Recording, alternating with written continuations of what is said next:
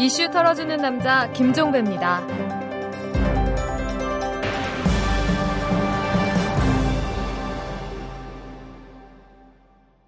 7월 4일 목요일입니다. 자, SNS 한 뉴스를 전해주는 분이시죠? 오마이뉴스의 이주영 기자 나오셨습니다. 안녕하세요. 안녕하세요. 네, 첫 소식은 어떤 소식인가요?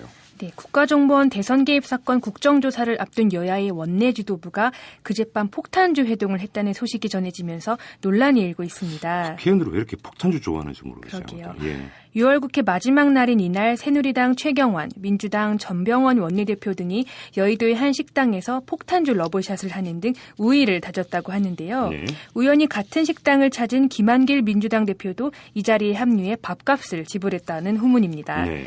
이를 두고 트위터에서는 앞에서만 서로 으르렁거렸지 뒤에서는 다 짜고 치는 고스톱아니었냐는 비난이 쏟아졌습니다. 네.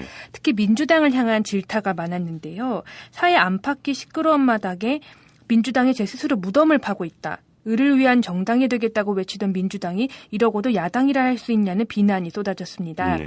조만간 새누리 민주당으로 통합될 것 같다는 우스갯소리도 나왔습니다. 네. 한 트위터 이용자는 국민들은 가슴에 폭탄을 맞은 것 같아 화가 나는 마당에 국회의원들은 폭탄주를 마시고 있다니 어이가 없다. 폭탄주가 아닌 진짜 폭탄을 맞아봐야 정신을 차릴 사람들이라고 목소리를 높였습니다. 반면 정치가 합의와 타협의 산물인 만큼 앞으로 산적한 문제를 함께 풀어가기 위해 술 마시는 건 괜찮다는 의견도 있었습니다. 술이 들어가야 앙금도 풀고 서로에 대해 이해도 할 수 있다는 겁니다. 폭탄주를 마신 것 자체보다는 마시면서 뭔 얘기를 했는지가 제가 볼 땐 더 중요해 보이고요. 네. 다음 소식은요. 전북 현대의 최강희 감독이 혈액형으로 얼추 성격을 파악할 수 있다고 말해 트위터에서 화제가 됐습니다. 네. 최 감독은 최근 한 매체와의 인터뷰에서 B형은 성취욕이 강한 반면 O형은 성격은 좋지만 덜렁거리고 종종 집중력을 잃는다며 수비수로는 집중력이 뛰어난 B형이 좋다는 의사를 전했는데요. 네. 트위터에서는 혈액형으로 선수를 구분짓는 건 좀 아니다. 혈액형이 선수평가 항목이라도 되나 감독으로서 혈액형을 운운하니 신뢰감이 떨어진다는 지적이 제기됐습니다. 네. 한 유명 트위터리언도 국가대표 감독까지 했던 사람이 선수 혈액형을 보고 포지션을 정할 생각을 하다니 황당 그 자체다라고 말했습니다. 설마 그렇다고 혈액형 갖고 정하지는 않았겠죠? 네. 네, 설마. 예. 이와 관련해 퀸즈파크 레인저스 선수인 윤석영이 자신의 트위터에 남긴 글이 의미심장한데요. 예. 최 감독의 인터뷰 기사가 나간 뒤 윤석영은 2002년 월드컵 4강의 주역인 이영표, 김태형, 최진철, 송종국 그리고 2012년 올림픽 동메달의 주역인 윤석영, 김영권, 김창수는 모두 혈액형이 O형이다. 최고의 수비력을 자랑하는 박지성도 O형이다라고 말했는데요. 네. 얼핏 보면 역대 O형 특급 수비수들을 나열했을 뿐이지만 전후 맥락을 살펴보면 최 감독의 인터뷰 내용을 애둘러 반박하는 것으로 보인다는 해석이 많습니다. 네. 최 감독의 일부 발언에 지나치게 뜻을 부여하는 것 아니냐는 반박도 나왔는데요. 한 트위터 이용자는 지난 브라질 월드컵 예선전 당시 이란과의 경기에 투입된 수비수들의 혈액형 중에는 B형이 없었다. 최 감독이 혈액형 성격론을 믿는지는 모르겠지만 그래도 혈액형으로 선수를 기용하는 건 아닌 듯하다고 말했습니다. 인터뷰에서 이런 얘기했다라는 거죠? 네. 그러니까 이제 인터뷰 맥락이 중요한 것 같은데 정말 진지하게 확신에 짜서 이야기를 했느냐, 가볍게 농담적으로 했느냐 이것부터 좀 봐야 될 것 같은데 네. 그나저나 A형은 얘기 안 했답니까? 네, A형은 얘기 안 했습니다. 그리고 제가 A형인데 좀 섭섭하네요. 네, 그리고요.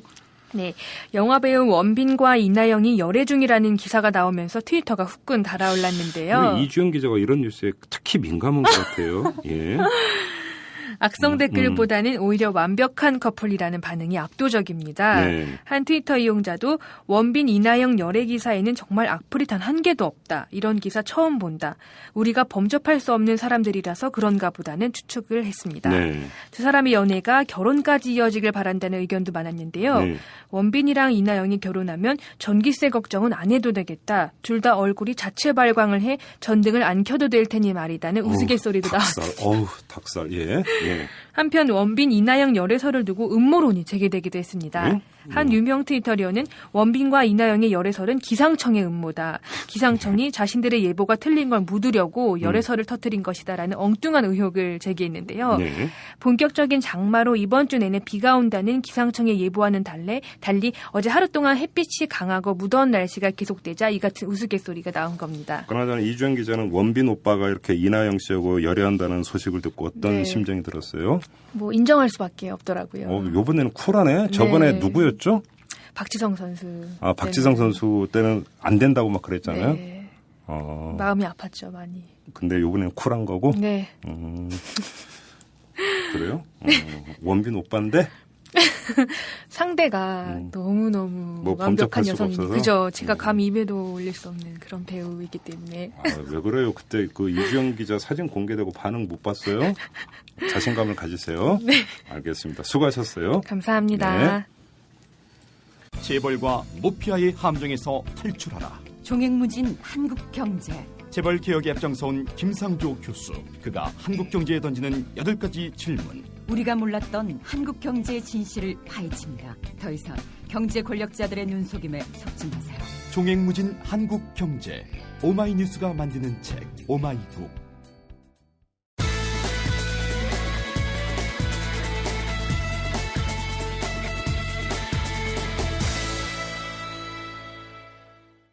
네, 개성공단 문제가 다시 급박하게 돌아가고 있습니다. 어제부터인데요. 이 입주업체 대표들이 어제 결의문을 발표를 했습니다. 남북 양쪽 정부에 10일까지 개성공단 폐쇄든 가동이든 결정을 해달라.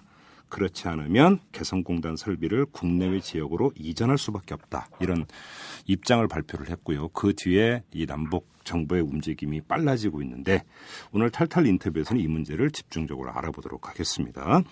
이 정기섭 개성공단 입주기업 협의회 부회장을 전화로 연결합니다. 여보세요? 예, 안녕하세요. 예, 안녕하세요, 부 회장님. 걱정이 많으시죠? 예, 그렇습니다. 일단 좀 이게 그 진행 순서대로 한번 차근차근 한번 여쭤볼게요. 어제 그 입주기업 대표들이 입장을 발표를 했는데 일단 궁금한 게 입주기업 전체 대표들이 아니라 기계 전자부품 기업 대표들이라고 하던데 이렇게 한정이 된 겁니까? 결의문을 발표한 그 주체들이? 예, 그렇습니다. 왜 그런 거예요? 입주 기업 간에도 그 업종에 따라서 조금씩 그 상황이 다릅니다. 그래서? 특히 그 전자기기 업종 쪽은 그 정밀 설비가 많기 때문에. 예.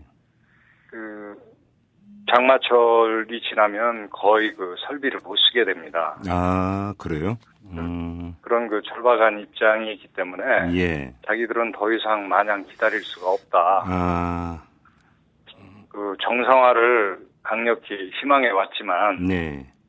이렇게 무기한 이렇게 중단된 상태에서 시한을 끌다가는 네. 기업 자체가 그 고사되게 생겼다. 그래서 차라리 네. 그 정부가 정상화든 폐쇄든 예. 방향을 그 정해달라. 그리고 그에 따라서 그 설비를 이전하겠다. 네. 결국 개성공단 사업을 그 포기하는 양면의 얘기나 같습니다. 그래요.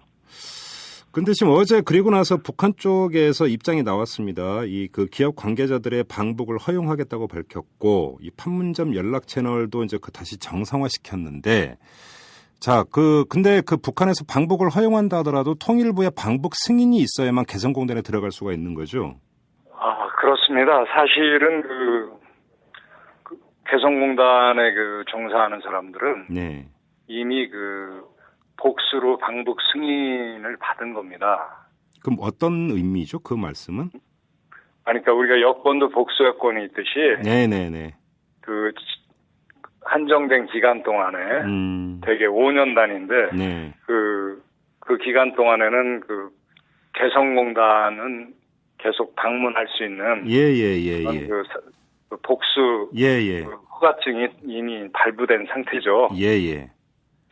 그래서 사실 그 새삼 그 승인이라는 절차는 필요가 없고 예. 그 접수를 해서 네. 북측에 그 전달을 해주면 됩니다. 근데 그동안은 그 군 통신선을 통해서 그런 명단이 주고받고 이루어졌는데 예. 그 그 통신선이 차단이 된 상태고, 네. 그래서 그 부분적으로 방북을 승인해 주려도 허용해 주려도 그게 안 된다라는 네. 게 그 정부 당국 얘기였거든요. 예. 그래서 일단 어제 그 판문점 그 통신선을 복원을 한 걸로 알고 있습니다. 예, 보도도 그렇게 나오고 있어요.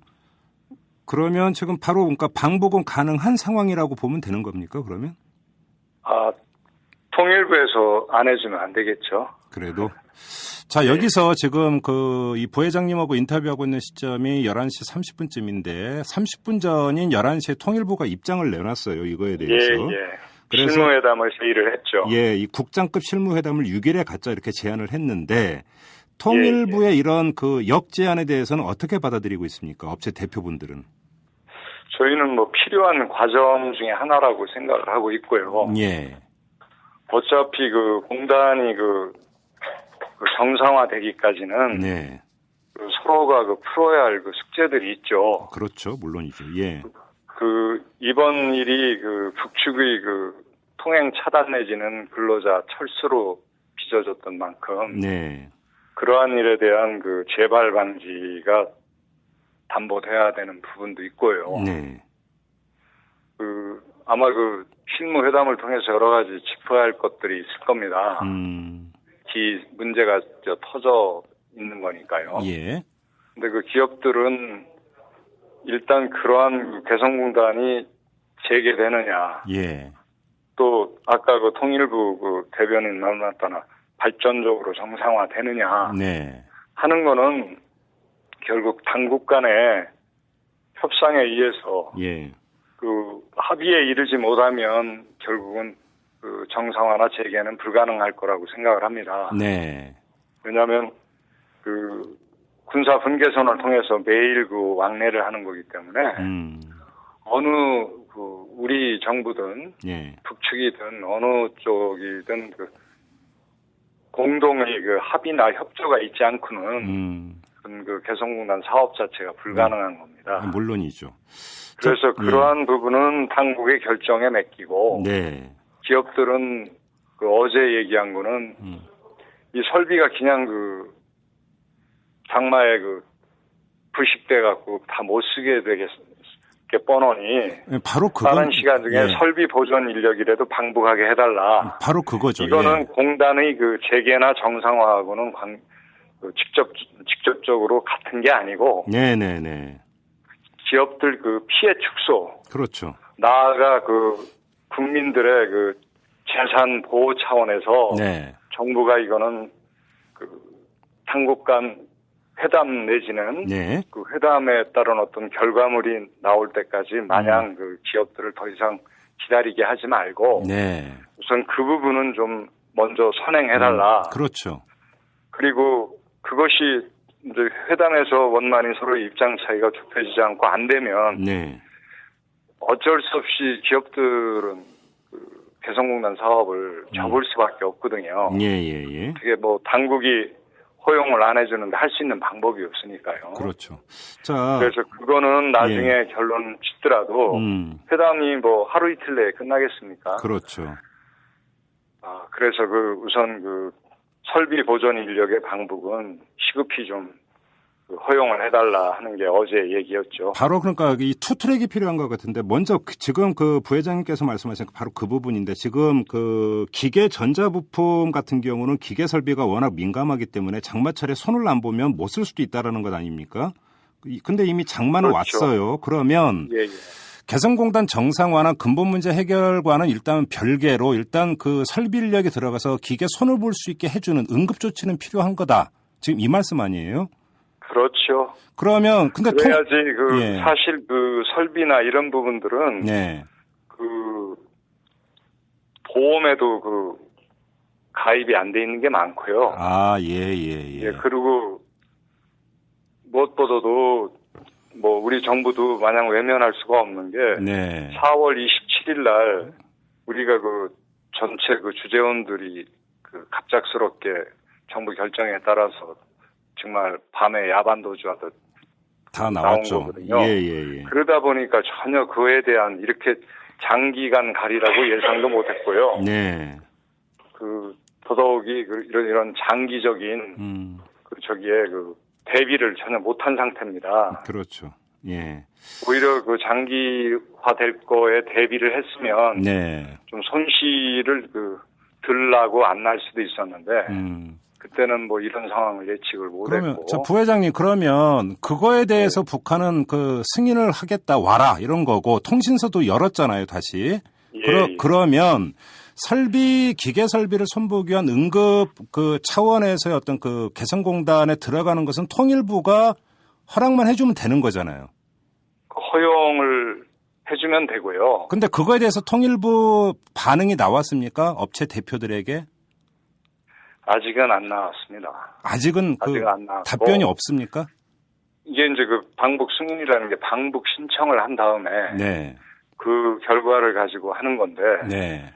저희가 어제 얘기하고 오늘 원래 그 방북자 명단을 통일부에 넘길 예정이었거든요. 예.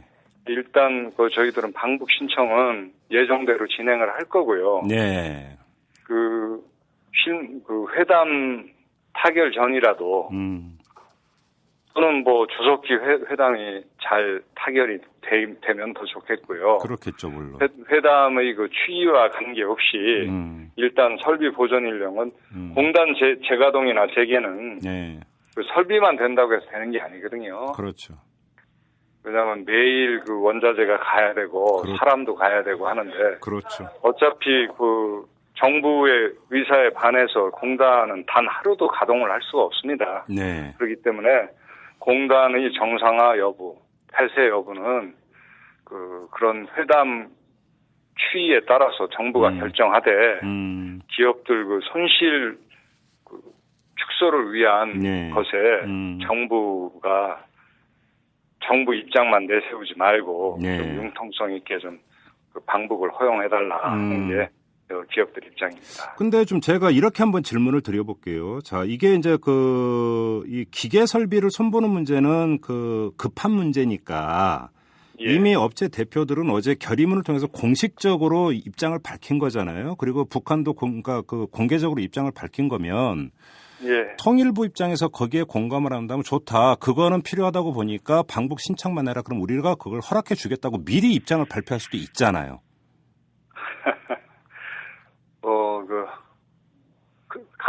그게 뭐 불가능한 건 아니죠. 네.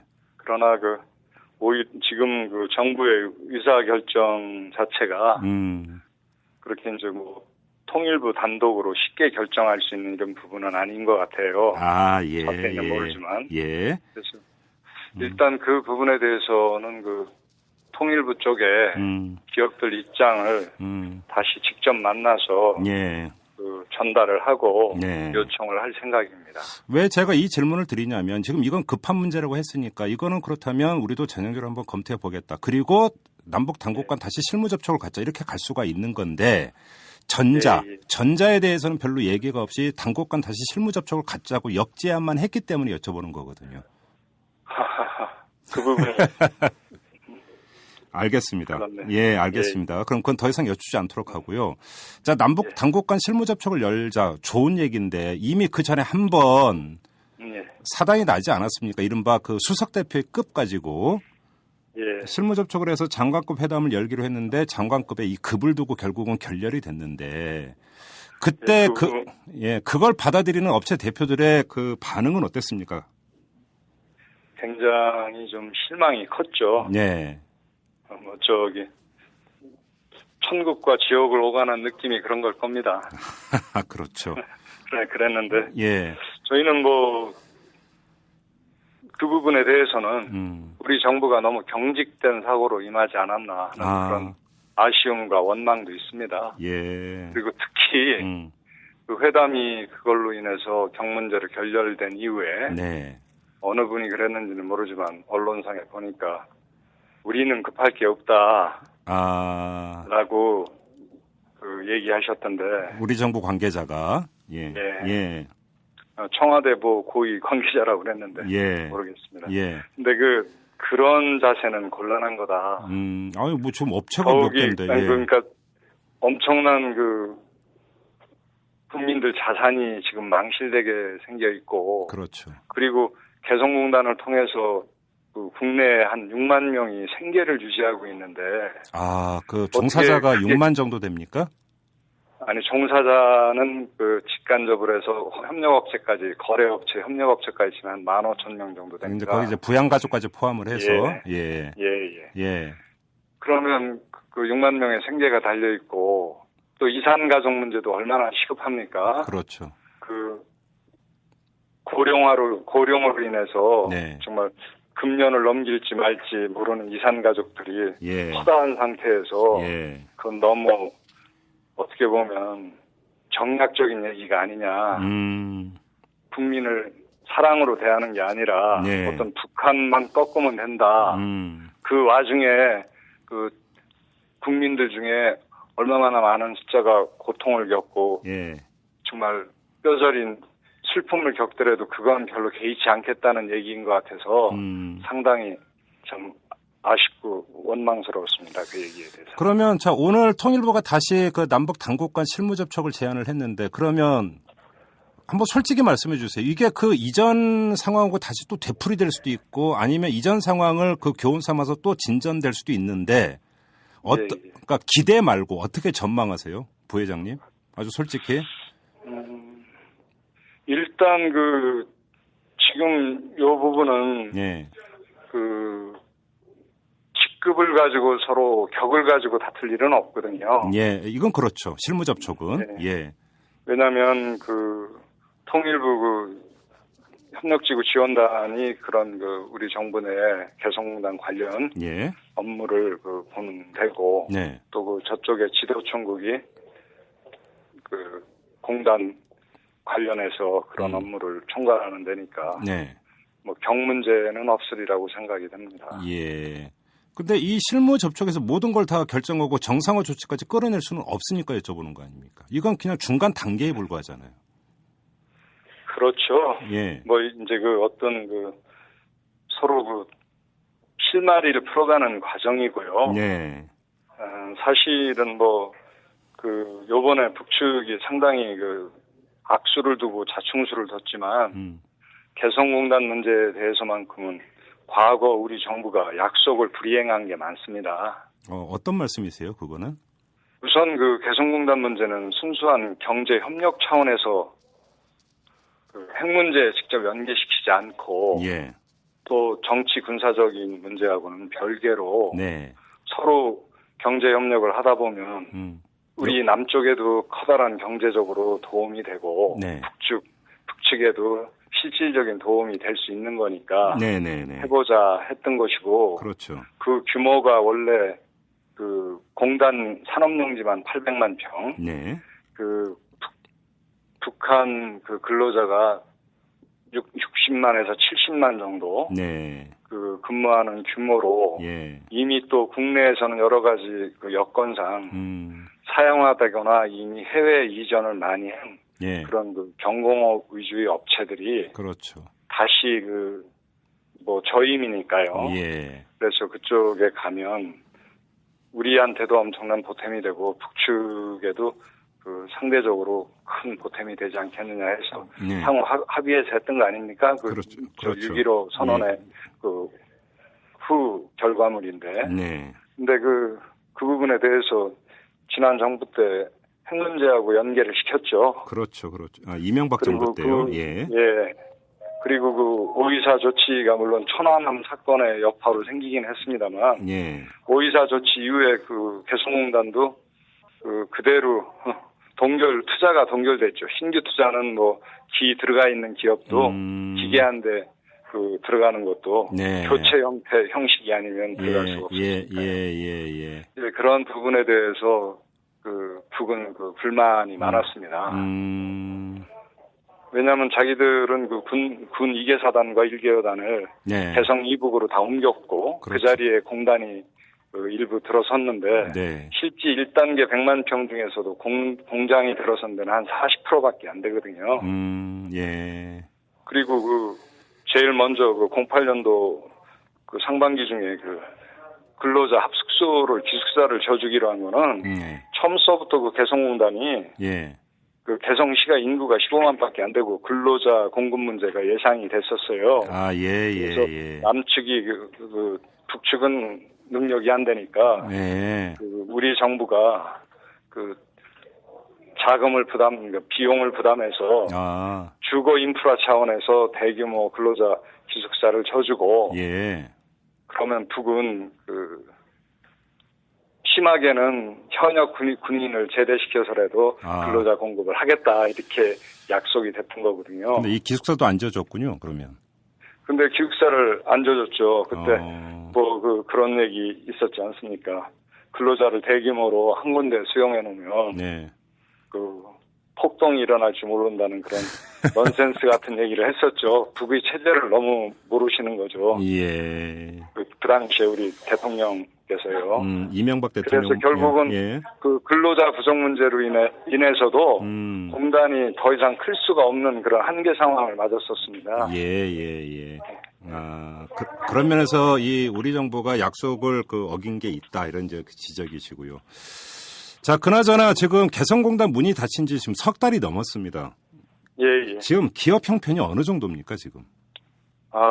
개성에만 그 생산 공장이 있는 업체는 지난 그 2, 4분기 동안에 매출이 0원이죠.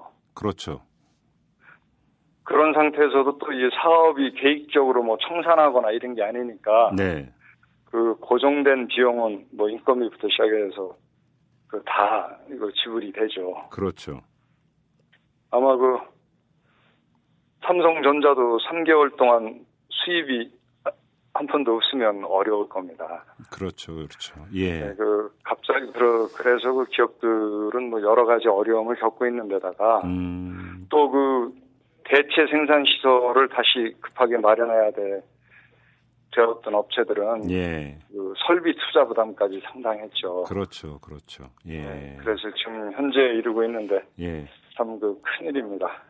참 걱정이 참 많으실 것 같습니다. 결국은 이 박근혜 대통령의 의지와 이게 가장 중요한 관건인 것 같은데 어떻게 호소를 하고 싶으십니까, 부회장님?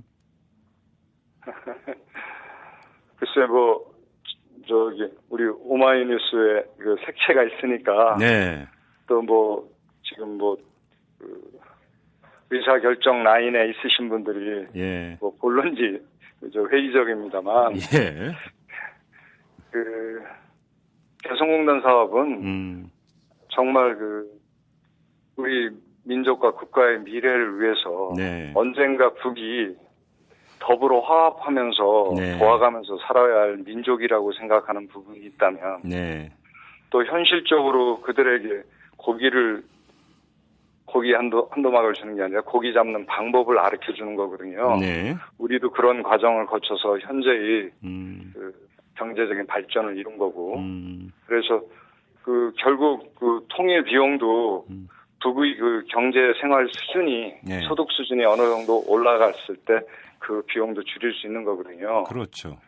그리고 또 그동안 서로 그 적대적인 그 인식을 가진 그 국민들 관계에서 이 일을 통해서 서로에 대한 이해와 또 친밀감 이런 거를 키워왔던 어떻게 보면 작은 통일의 공간이었는데 그러한 면에 대한 그 가치가 너무 많이 훼손된 것 같아서 가슴이 아픕니다.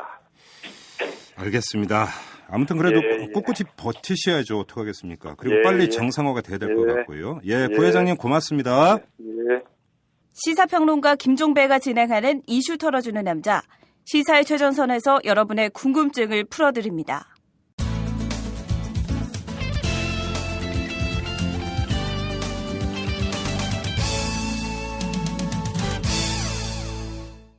네, 매주 목요일은 인권 이야기로 꾸며드리고 있는데요. 그 주인장이십니다. 오창익 인권연대 사무국장 모셨습니다. 어서 오십시오. 네, 안녕하세요. 네, 자, 오늘 어떤 얘기로 풀어갈까요? 오늘 심각한 학교 폭력 문제를 다루려고 합니다.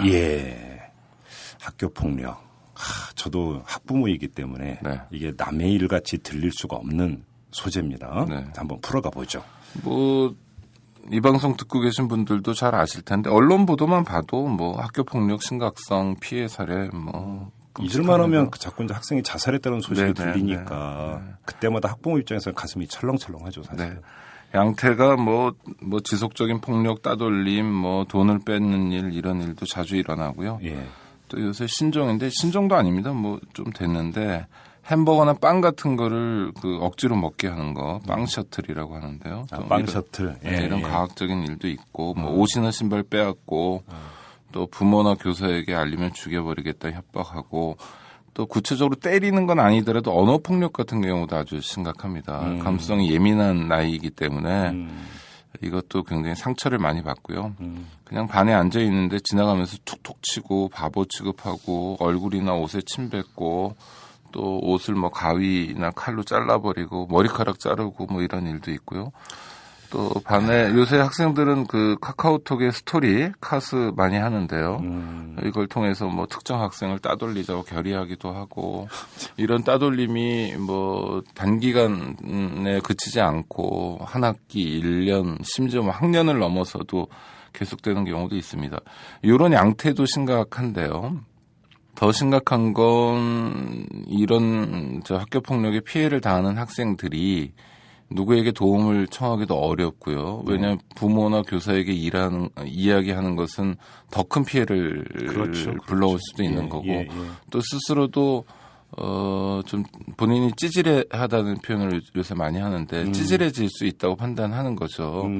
그리고 사실 그 부모님들 이 방송 많이 들으실 텐데 자제분들이 학교에서 어떤 폭력을 당하거나 피해를 당한다 하더라도 절대 말 안 합니다. 부모들한테요. 네. 그래서 온전히 혼자서 그걸 감당해내야 되는데 그게 쉽지 않아서 극단적인 선택으로 이르게 되는 경우가 많죠.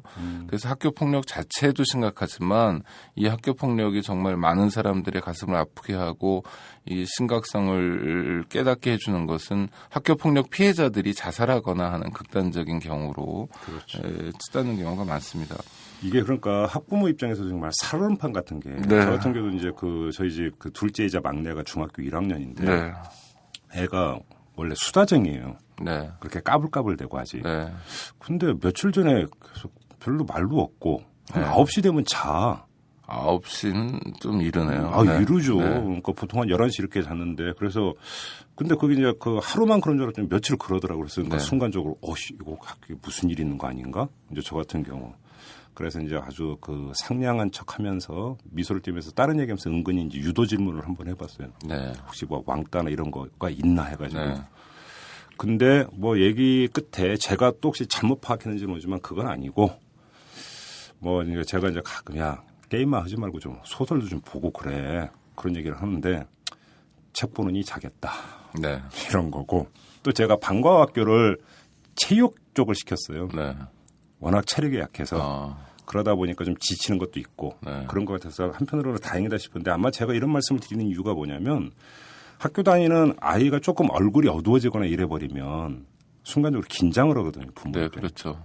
특히나 뭐 나오는 뉴스 보면 심각하니까. 네, 무섭죠. 그렇죠. 이게 혹시 우리 애가 이러는 생각이 당연히 드니까. 근데 좀 저는 한번 국장께 여쭤보고 싶은 게 있냐면 제가 학교 다닐 때도 삥뜯기 이런 거 있었어요. 그럼요. 그리고 왕따라는 그 단어는 원래 이제 일본 이지메라고 하는 단어에서 와가지고 그 역사가 그렇게 길지는 않지만 왕따 현상은 제가 학교 다닐 때도 있었거든요. 자, 그렇게 본다면 이른바 왕따 현상, 학교 폭력의 그 양태가 과거에 비해서 정말 심해진 거냐, 아니면 더 부각이 된 거냐, 이것도 좀 따져볼 필요가 있을 것 같아요. 저는 뭐 더 심해졌다고 볼 만한 근거는 별로 없다고 봅니다. 아, 그렇습니까? 뭐 말죽거리 잔혹사 같은 거 꼭 영화에 기대지 않더라도 실제로 남학생들 같은 경우에 굉장히 거칠었죠, 예전에요. 그럼요. 30년 전이나. 교실에서 주먹 다짐하는 경우도 많았고. 그렇죠. 뭐 맨날 욕은 다반사였고. 옥상으로 올라와 이런 거 많았고요. 맞아요. 여학생들도 침 좀 뱉는 여학생들, 껌 좀 씹는 여학생들 꽤 있었죠. 그런데 뭐 몇 가지가 있을 겁니다. 이를테면 우리 사회가 민주화되고 발전하면서 폭력에 대한 감수성이 조금 발달해서 예전 같으면 상당히 용인되는 폭력들에 대해서도 우리가 좀 경계하기 시작했다는 측면이 있고요. 바로 그 점이 중요한 거죠. 그렇죠. 또 하나의 측면은 전 언론이라고 봅니다. 그러니까 언론이 학교 폭력을 굉장히 자주 다룹니다. 특히 이제 뭐 대구 지역 같은 경우에 뭐 연쇄 보도도 많이 했었고요. 그래서 아니 뭐 학교 폭력이 심각하지 않다고 말씀드리려는 건 아니고 심각하되 좀 필요 이상으로 과장된 측면도 있고 또 앞서 말씀드린 것처럼 학교 폭력의 양태도 중요한데 그것이 극단적인 선택인 자살 등으로 이어지면서 이게 증폭되는 측면도 있는 것 같습니다. 그러니까 정말 우리 어린이 청소년들을 학교에 보낼 수 없을 만큼 뭐 폭력의 도가니냐 학교란 공간이 꼭 그렇지만은 않은 것 같다는 생각이 들고요. 그렇지만 상당한 정도로 경계하고 또 주의를 기울이고 관심을 갖지 않으면 안 될 정도로 심각한 것도 사실이라고 말씀드릴 수 있습니다. 알겠습니다. 그래서 풀어가 주시죠. 아니 저 학교 얘기하다 갑자기 군대 얘기를 잠깐만 하고 싶어지는데 오늘이 7월 4일이잖아요. 2년 전 2011년 7월 4일에 해병대 총기 난사 사건이 있었습니다. 강화도에 4명이 죽었죠. 김상병하고 정의병이 그랬다 뭐 이런 건데 총 쏜 건 상병입니다. 이 사람이 뭐 기수열애라고 그래서 뭐 왕따도 당하고 그랬다는데요. 이 사람이 당한 피해들 또 그 이등병이 당한 피해들을 보면요 이런 겁니다. 그 해병대 내에서는 뭐 돈을 부어가지고 성매매 개 이런 걸 한대요. 외출이나 외박 가면 성매매하는 돈을. 근데 그 이등병의 경우에 신학교 출신 신학생이었는데 절대 그런 거 못한다 하니까 뭐 그 F킬러라고 그러나요? 이제 모기약 같은 거 분무하는 모기약 같은 거에다가 불을 붙여서 화염방사기처럼 만들어가지고 뭐 성기에 이렇게 불을 붙이려고 했다거나 뭐. 기독교 신자인데 그 앞에서 성경책을 불태웠다거나 또는 그 다리 있지 않습니까? 다리에다가 테이프를 붙여가지고 털 뽑기 뭐 그러니까 해병대 장병들이 했다고 믿어지지 않는 유치한 이제 장난도 아니고 괴롭히기도 아니고 이런 일들이 이제 반복됐다는 거예요. 털 뽑기 제가 털이 많아서 하는데요. 네. 테이프 붙여서 털 뽑으면 무지 아파요. 그렇죠. 네. 그러니까 그거를 뭐 하는 사람은 장난, 당하는 사람은 아주 심각한 고통, 또 하나 중요한 건 모욕감을 많이 느끼죠. 아니 신학교를 다니다 군대 왔는데 그 앞에서 성경책을 불태운다라는 건 이건 좀 심해도 너무 심했다. 그러고도 해병대 사령관이 그만두지 않았습니다. 하여튼 그러니까 이제 어떤 상황이 되냐면 저 20살이 넘었고 해병대는 자원 입대하고 뭐 해병은 아무나 할 수 없다고 늘 자랑하는 그런 부대인데도 불구하고 장병들이 어떤 마음으로 몰리고 쫓기냐면 내가 죽든지 아니면 너를 죽이든지 하는 극단적인 마음으로 몰리는 겁니다. 제가 굉장히 멋있는 말씀 하나 드리고 싶은데 이 바다는 비해졌지 않아요. 멋있지 않습니까? 안 멋있습니까? 바다는 비해졌지. 아니, 그러니까 바다는 존재가 워낙 크니까 뭐 장마 때 바다에 비가 온다고 해서 바다가 젖지 않지 않습니까? 말장난 같은데 그러니까 굉장히 큰 존재에 사람이라도 자존감이 있거나 이렇게 해가지고 크면 아유 뭐 조그만 괴롭힘이 있다고 해서 극단적인 선택으로 가지 않습니다. 그러나 이 군인들도 그런데 심지어 청소년 어린이들의 경우에는 아직 큰 존재로 성장하지 않았죠. 마음이 그렇게 크기가 크지 않아요.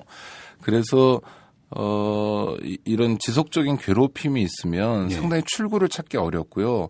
또 자기 자신의 자존감 같은 거죠. 긍정할 만한 무언가를 찾기가 굉장히 어렵습니다. 그러니까 누군가에게 뭐 사랑받고 있다고 강하게 느끼거나 하면 또 살아갈 이유를 찾게 되는데 그것이 아니라 정말 외톨이라고 느끼게 되고 부모나 교사들이 자기에게 이 문제를 해결하는 데 있어서 아무런 도움이 안 되는 존재이고 나 혼자 이 문제를 풀어가야 되는데 나는 풀어갈 능력은 없고 하여튼 그런 상태가 이 학교 폭력이 바로 극단적인 선택으로 이어지게 하는 자존감 없는 그런 우리 어린이 청소년들의 상태가 좀 문제가 아닌가 싶어요. 방금 말씀드렸던 해병대 총기 난사 사건 났을 때 2011년에요. 당시 대통령이 직전 대통령이죠. 이런 얘기를 합니다. 체벌 자체, 그러니까 이걸 체벌이라고 표현하는데 군에서 괴롭히거나 때리거나 뭐 이런 거요. 뭐 F킬러로 하고 이런 거. 체벌 자체보다도 자유롭게 자란 아이들이 군에 들어가 바뀐 환경에 적응하는 과정에서 정신적으로 받아들이지 못하는데 더 큰 원인이 있는 것 같다 이런 겁니다. 그러니까 이제 군대에서 구타나 가혹행위가 중요한 게 아니라 자유롭게 자란 아이들이 정신적으로 미숙하기 때문에 받아들이지 못하는데 더 큰 원인이 있다고 다른 사람도 아닌 국군 최고 통수권자인 대통령이 이야기합니다. 예, 그걸 또 체벌이라고 표현을 했어요. 네. 예. 무서운 얘기고요. 이런 엉터리 인식 때문에 이제 원인도 대안도 제대로 못 찾는 건데요. 학교 폭력의 양상을 좀 보겠습니다. 첫 번째 폭력은 가장 일반적인 폭력인데 위계에 의한 폭력입니다. 예. 학교는 위계가 정확한 사회입니다. 학년이 나눠져 있어요. 그렇죠. 예. 그러니까 상급 학년이 뭐 하급 학년, 고학년이 저학년에게 가하는 폭력이 아주 일반적입니다. 네. 근데 이건 또 고약한 게요. 어제까지 피해자였던 학생이 그다음에 오늘은 가해자가 되는 피해자와 가해자가 이제 바뀌고 악순환으로 이제 반복되는 네. 뭐 그런 학교 폭력의 양상이 첫 번째 있습니다. 예. 이를테면 학생의 각종 운동부, 동아리, 연극이나 미술, 예체능 뭐 이런 게 많고요. 이거는 뭐 심지어 대학 사회에도 이런 게 많지 않습니까? 요즘 대학가 보면 뭐 많은 학교가 신입생들이 선배들에게 그 조직 폭력배들이 하듯이 90도 인사하는 경우가 많습니다. 네? 쭉 대학교에서요? 네, 정말 엽기적인데요. 쭉 쫓아가지고 선배님 안녕하십니까? 뭐 식사는 하셨습니까? 라고 뭐 대여섯 명이든 10명이든 떼거지로 몰려가지고 인사를 하고요. 아, 진짜 그래요? 그럼요. 그 인사를 시키고 그래요. 그게 뭐 학과별로 그런 학과가 있고 예. 또 동아리별로 그런 데들이 있고요. 예체능 쪽도 그렇고 뭐 아니면 뭐 그냥 상경계열 이런 거 따질 것 없이 굉장히 많은 곳에서 그러고 있습니다. 곳곳에서요. 정말 엽기적이죠. 그러니까 예. 굉장히 위계를 강조하는 이 문화가 폭력으로 바로 이어지는 예. 그런 상황이 학교 폭력이 하나 있고요. 이거는 좀 일반적이고 우리가 익숙하게 아는 겁니다. 예. 삥을 뜯는다라고 예. 했을 때 선배들이 후배들 삥 뜯고 뭐 삥을 뜯기도 하고 뭐 돈을 꿔서 안 갚기도 하고 뭐 이런 경우가 있죠. 위계에 의한 경우 서열. 대학교는 때 선배는 밥이었는데. 밥이라는 건 밥 사주는 사람이었다는 거죠. 그런 면도 있고 네. 술자리에 가서 이제 개기는 대상. 그렇죠, 그렇죠. 1년 선배는 거의 뭐 밥이었죠. 그렇지 뭐 않았습니까? 친구처럼 지내고 네. 또 뭐 투정하고 넋두리하고 비판하고 이런 거 받아주고 그렇죠. 뭐 그런 네. 존재죠. 근데 90도 각도로 인사를 한다고요? 그럼요. 굉장히 저는 뭐 제가 저 뭐 학교 강의 나가거나 이럴 때도 보고요. 또 사무실 근처에 있는 대학에 가서도 보고 뭐 여러 번 봤는데요. 특히 1학기 초에 그런 일이 많습니다. 오리엔테이션이라고 예비 학교 때 이미 그 군기를 확 잡아가지고 그러고 다니면 뛰어다녀요. 대학교 신입생들이 그 뭐 군대 이등병하고 아주 똑같이 합니다. 여학생이나 남학생이나 할 것 없이. 그리고 이 학과별 단체복 같은 거 있지 않습니까? 이게 한 90년대 중반부터 이 문화가 아주 커지기 시작하더니 요새는 뭐 어느 학교나 다 그 단체복을 입고 다니고요. 그걸 대학생들이 마치 교복처럼 입습니다. 그러니까 그렇대요, 진짜. 그러니까 버스나 이런 데서 종종 많이 봤어요. 보죠. 뭐 영어로 무슨 유니버시티 써가지고 학과 이름도 영어로 쓰고 이런 뭐 잠바 형식도 많고 그런데 그러니까 이제 이런 귀속감을 유지하게 하는 어떤 서열 이런 걸 강조하는 문화가 희한하게 이 민주화 시대에 그렇네요. 참 희한한 거꾸로 현상이네요. 역사가 돌아가는 것 같고요.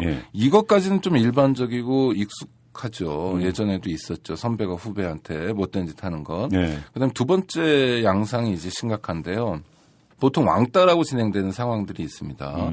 근데 왕따도 일반적인 건 어떤 거냐면 학교에서 주먹질을 잘하거나 이런 짱이 하나 있어서 그 짱이 뭐 상대적으로 체격이 약하거나 주먹질도 잘 못하는 친구를 괴롭히는 방식이 일반적인데 요 상황이 이제 좀 마감이 되고 변화되고 있습니다.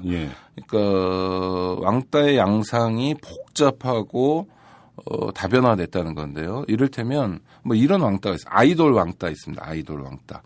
그러니까 뭐예요? 아이돌 왕따는 예를 들어서 소녀시대를 좋아해야 되는데 왜 너는 다른 걸그룹을 좋아하냐 이런 거예요. 좋아하냐. 너 어떻게 아이유를 좋아할 수 있냐. 뭐 이런 거로 이제 왕따가 있고요. 실제로 있습니다. 그다음 게임 왕따도 있습니다. 컴퓨터 게임을 하는데 이 게임을 하는 애들과 저 게임 뭐 그런 왕따도 있고요. 그다음에 그러니까 이제 기준이랄까 표지랄까 이런 게 아주 다변화돼서 도대체 적응을 할 수 없는 상황이에요. 취향 가지고든지 왕따를 시키는 취향 가지고 하고 공부를 잘해도 왕따, 못해도 왕따, 키가 커도 왕따, 작아도 왕따, 잘생겨도 그렇고 못생겨도 그렇고 어느 동네에 살아도 왕따, 그 동네 살지 않아도 왕따, 어느 학원에 다녀도 안 다녀도 이런 식으로 왕따의 기준이 굉장히 다릅니다. 지금 말씀하신 걸 종합 정리하면 그냥 중간이 최고네요. 아니 그러니까 중간지대가 별로 이렇게 있을 수 없는 거죠. 그러니까 사실 이 부분은 어른들의 책임이 큰데 우리가 차이에 대해서 잘 관용하거나 용인하지 못하지 않습니까? 그렇죠. 뭐 정치하시는 분들부터 해서 일반적으로도 뭐 다르다와 틀리다는 엄연히 다른다는데. 그럼요. 예. 뭐 당신의 고향을 묻고 당신의 출신 학교를 묻고 그래서 끊임없이 동질적인 요소를 찾아가서 움직이고 그래야 살 수 있다라는 인식이 기성세대에 팽배한데 이것이 우리 어린이 청소년들에게도 고스란히 나타나는 거죠. 아니 아이돌이야 취향인데 누굴 좋아하면 어떻습니까? 그러나 왜 너는 이를테면 원더걸스를 안 좋아하고 2NE1을 안 좋아하고 뭐 소녀시대를 좋아하냐는 식의 네. 공격과 질문 그리고 심지어 왕따가 존재하는 것은 예. 사실 아이는 어른의 거울이다라는 얘기를 가장 정확히 보여주는 것 같습니다. 그러니까 원인이 제각각이기 때문에 피해자도요, 피해자와 가해자가 막 섞여 있습니다. 그러니까 어떤 상황에서 가해자였던 친구가 예. 다른 상황에서는 피해자이기도 해요. 예. 양상이 교묘하죠. 예. 그러니까 대처하기도 쉽지 않고요. 예. 그러니까 총체적인 문제가 있고 이 총체적인 문제에 따른 총체적인 피해가 있는 겁니다. 한두 가지 처방으로는 뭐 불가능하다고 생각하고요. 예. 자, 이런 학교 폭력의 문제는 저는 뭐 결론적으로 앞질러 말씀드리면 국가, 사회, 어른, 뭐 교사, 부모의 책임이라고 생각합니다. 교육이라는 게요, 참 우리가 헌법이든 법률이든 이렇게 우리들이 약속을 정해놓으면 그대로 좀 가는 맛이 있어야 되는데 전혀 무의미한 것 중에 하나가 교육의 이념입니다. 교육의 목적. 네. 도대체 교육이란 게 뭐 하는 거냐. 뭐 초중등 교육법이나 또는 사립학교법이나 이런 것에 다 모법이 되는 기본법이 교육기본법이란 게 있습니다. 그 2조에 목적이 뭐라고 나와 있냐면요. 좋은 얘기들 나열되어 있습니다. 교육은 홍익인간의 이념 아래 모든 국민으로 하여금 인격을 도야하고 자주적 생활 능력과 민주시민으로서의 필요한 자질을 갖추게 함으로써 인간다운 삶을 영위하고 민주국가의 발전과 인류 공용의 이상에 실현하는 데 이바지함을 목적으로 한다는 겁니다. 네. 그러니까 교육의 이념은 홍익인간, 휴머니즘이라는 거죠. 네. 교육이라는 게 뭐 더 많은 소득을 위해서 존재하는 게 아니다라는 거고 인격 도야해야 되고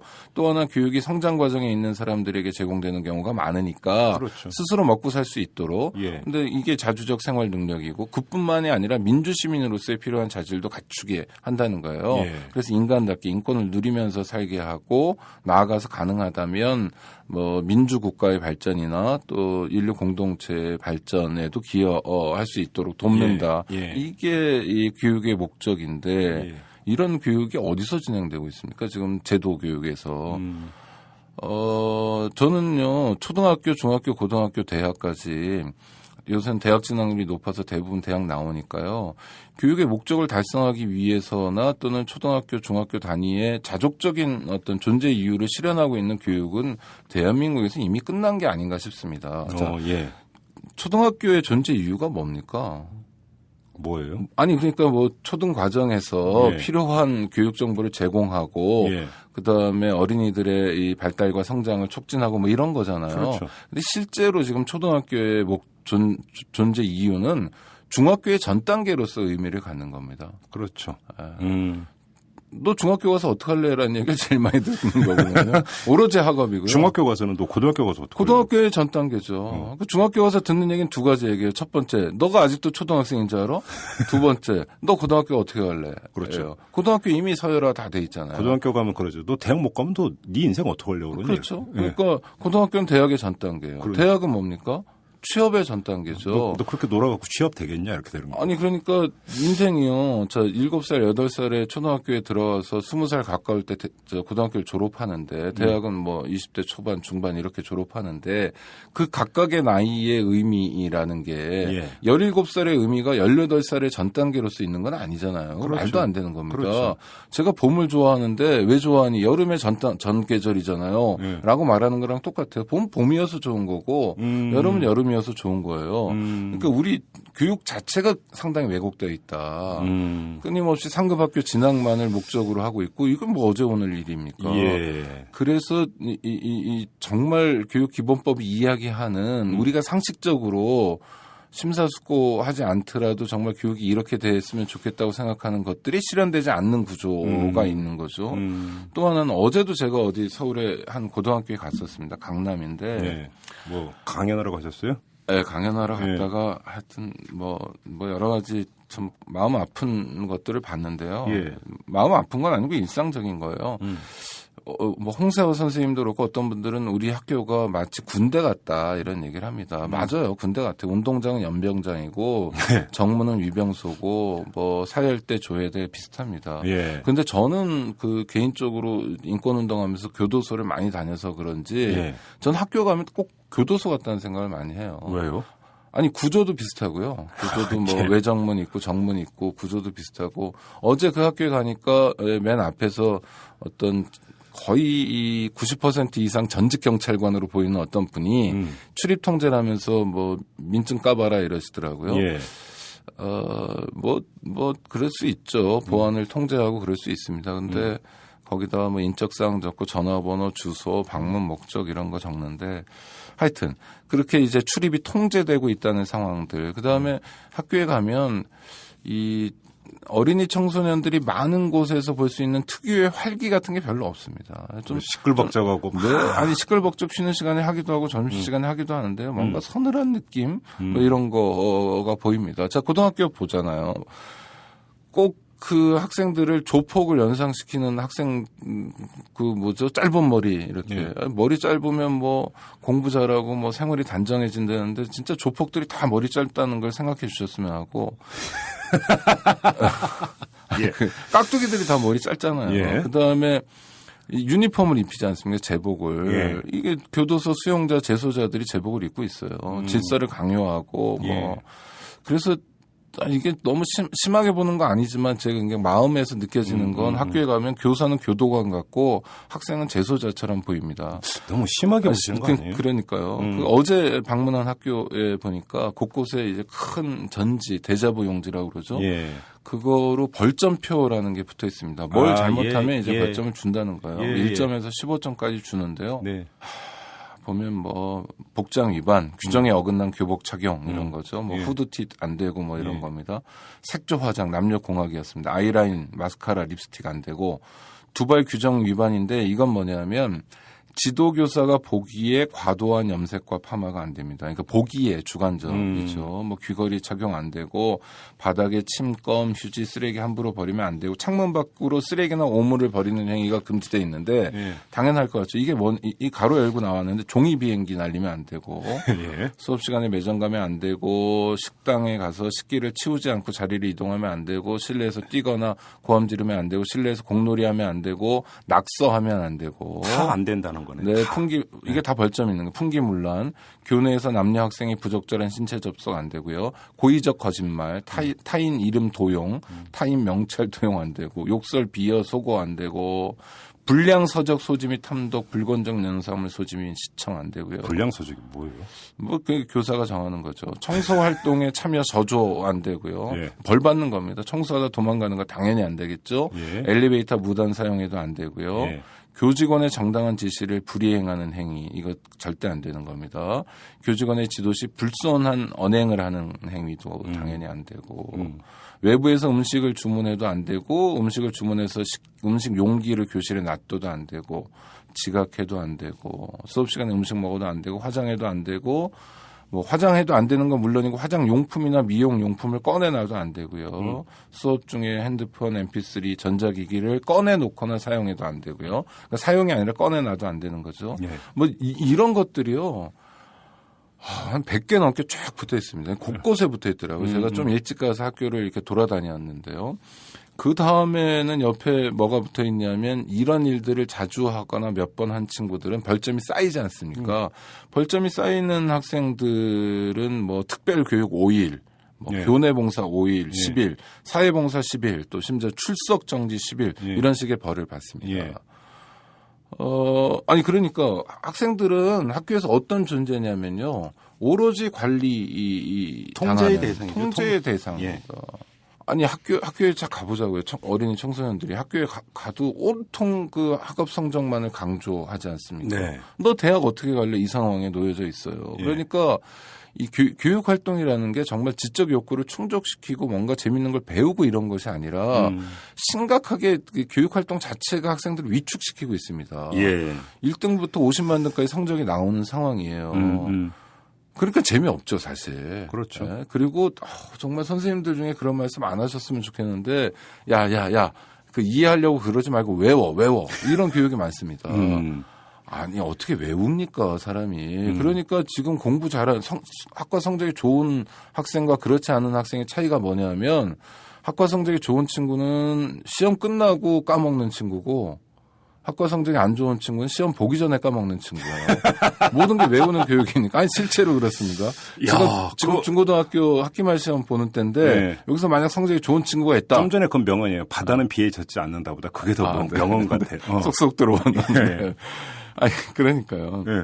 기본적으로 학생들이 원하는 활동들이 별로 진행되지 않고 예. 공부해야 되는 양이 많은 상황, 또 무조건 외워야 되는 상황, 역사도 외워야 됩니다. 네. 자, 중고등학교에서 역사 교육을 제대로 시키지 않는다. 예. 수능 과목에서 빠졌기 때문이기도 하지만 학생들이 선택하지 않아요. 예. 선택하지 않는 이유가 딱 하나입니다. 공부해야 될 양이 많아요. 아유, 그렇죠. 그러니까 공부해야 될 양이 많다는 건 외워야 될 양이 많다는 겁니다. 그렇죠. 역사를 이야기로 하고 역사를 이제 중요한 흐름으로 보면 정말 얼마나 재밌습니까? 역사처럼. 예. 그런데 무조건 외워야 하니까 그 많은 걸 외우느니 딴 과목을 하겠다 해서 역사를 선택하지 않는 학생들이 늘어나는 겁니다. 그렇죠. 그러니까 제도 교육이 가져온 폐해예요. 자, 이런 상황에서 소위 생활이라는 측면은 이제 학업과 별로 무관한 이 생활이라는 측면도 이렇게 철저하게 감시, 통제, 억압 그리고 처벌로 예. 관철되어 있다는 거죠. 또 학교 폭력이 위계에 의해서 진행되잖아요. 위탁년이 아래탁년을. 예. 근데 교사 사회나 교직원 사회도 똑같이 그렇습니다. 그렇죠. 교장은요 최고 책임자가 아니라 최고 권력자예요. 교장 있고 교감 있고 그 밑에 무슨 부장 이러고 그 다음에 평교사 이렇게 있습니다. 평교사도 정규직 있고 기간제 있고 그래요. 그렇죠. 기간제 교사들이 이를테면 뭐 젊은 여교사가 학생들한테 뭐 성희롱 비슷한 걸 당했다라는 언론 보도가 있으면 네. 들여다보면 거의 100% 기간제 교사예요. 아, 그래요? 그러니까 학생들이 권력과기에 민감합니다. 교장한테 예. 할 수 있겠습니까? 교감한테. 예. 자기가 학교 다니고 싶은 한. 그러니까 기간제 교사들한테 하는 거예요. 저는 교사들도 조금 이해가 안 되는 게, 자, 뭐 교무부장이 있고, 뭐 학생 생활지도부장이 있고, 이런 부장들이 있잖아요. 학년부장도 있고, 똑같은 선생님 아닙니까? 네. 근데 학교에서는 철저하게 부장님 이렇게 불러요. 아, 그래요? 선생님이라고 안 부르고 부장님이라고 부르죠. 그렇게 그러니까 뭐 불러요? 전무 상무도 아닌데 뭐 부장이 그렇게 좋다고. 저는 국장인데.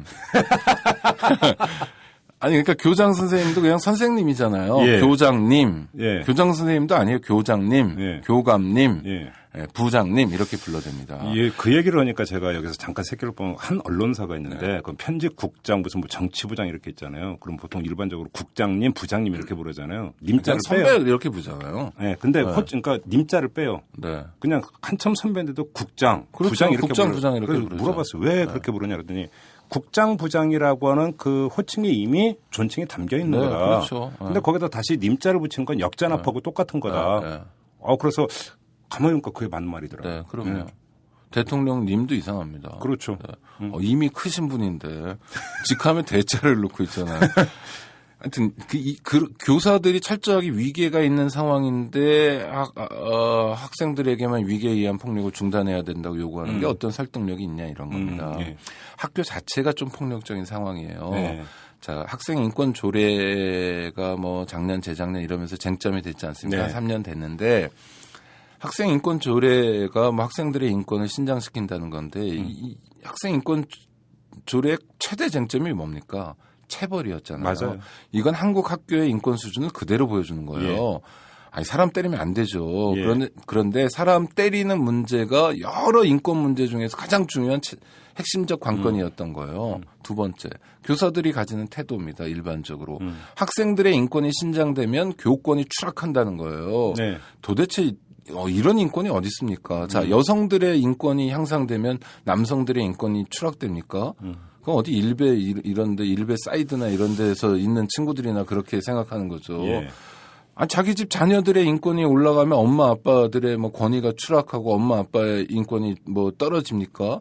인권은 같이 올라가는 거예요. 예. 그래서 인권에 있어서 소수자나 사회적 약자나 이분들의 인권이 중요한 게 장애인들의 인권이 올라가면 비장애인들의 인권이 떨어지는 게 아니라 예. 장애인들의 인권이 올라가면 비장애인들의 인권은 훨씬 더 올라가는 겁니다. 지하철 엘리베이터 같은 거가 그렇잖아요. 제가 얼마 전에 한번 매체를 통해서 이름만 대면 알 만큼 그런 사람의 이야기를 들은 적이 있는데 어머니가 어릴 때부터 일관되게 자식한테 존칭을 썼대요. 네.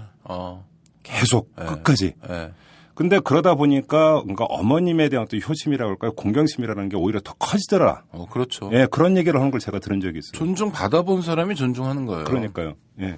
자, 학교란 곳이 그런 상황인데 학업 성적이 좋지 않은 학생들 입장에서 생각해 보자고요. 반평균 깎아먹고 전교 평균 깎아먹고 이런 경쟁에서 뒤처진 학생들 입장에서 일상적으로는 인권 침해가 있고 또 늘 감시받고 통제받고 이런 상황이고 그런데 어떻게 남의 인권을 존중할 수 있습니까? 예.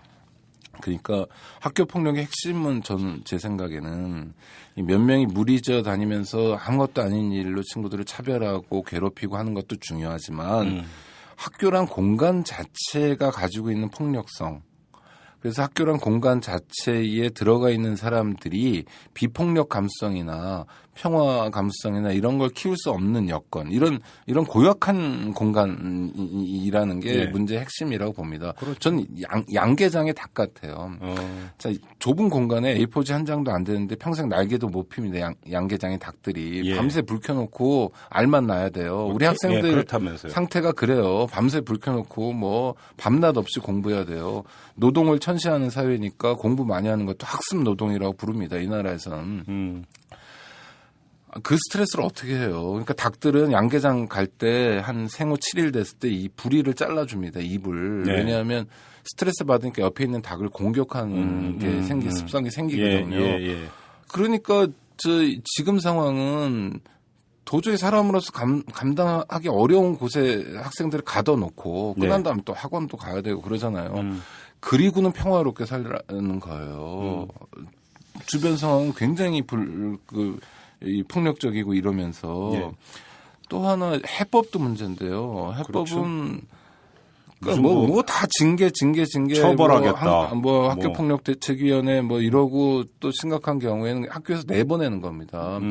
저는 처벌 중에 출석 정지 같은 거 정말 해서 안 된 거라고 봐요. 학교에서 그 학생들을 지도하고 보듬어 주지 않으면 그래서 학교에서 내보내면 도대체 어떻게 하겠다는 겁니까? 우리 사회가 그렇게 잘 받아줄 수 있을 정도의 탄력이 있는 것도 아니고. 예.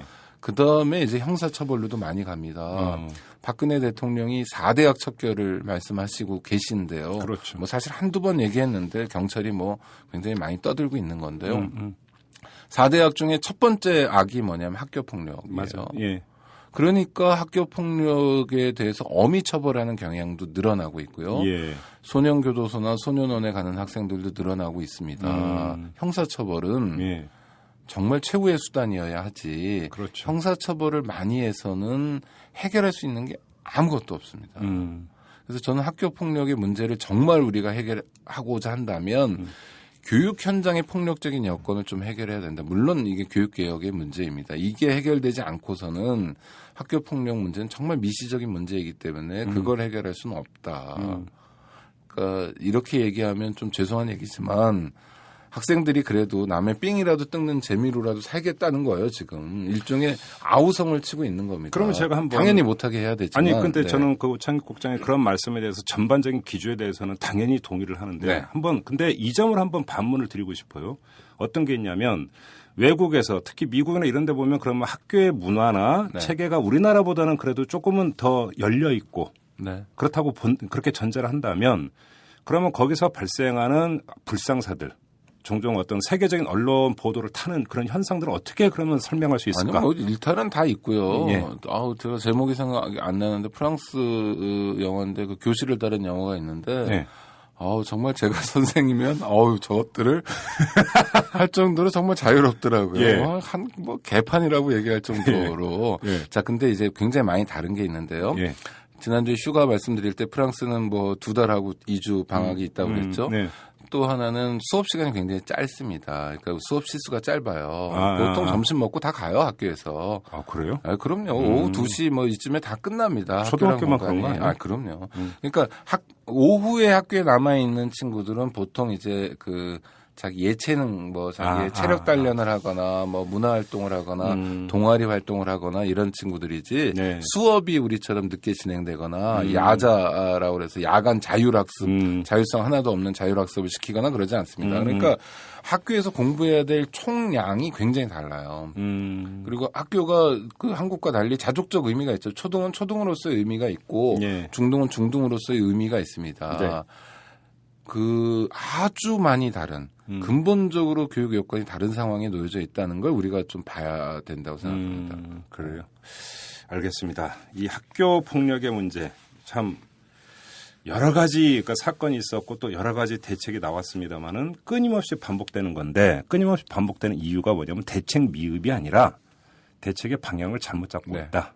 오창규 국장님 말씀 한마디로 정리하면 바로 이것 아니겠습니까? 대책의 방향을 잘못 잡아서 많은 청소년들을 소년교도소 소년원에 보내고 있는데요. 네. 어떻게 가게 되는지 소년원이란 곳은 예. 소년원은 어떤 곳인지 예. 한번 다음 주에 그거 한번 짚어보죠. 그것도 다음 주에 말씀드리겠습니다. 알겠습니다. 자, 인권 이야기 오늘 여기서 마무리하도록 하겠습니다. 고맙습니다. 네, 고맙습니다.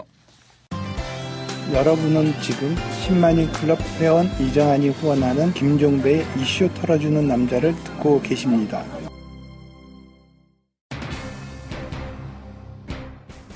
네, 북한 문제 당국자에게 이런 말씀을 드리고 싶습니다. 너무 감성에 호소하는 건지는 모르겠지만 민생의 가장 중요한 문제 아니겠습니까? 예. 좀 전에 이 부회장께서 말씀을 하셨죠. 개성공단과 연관되어 있는 사람들이 6만 명이라고 했습니다. 6만 명의 민생이 걸려있는 문제가 바로 개성공단 문제입니다.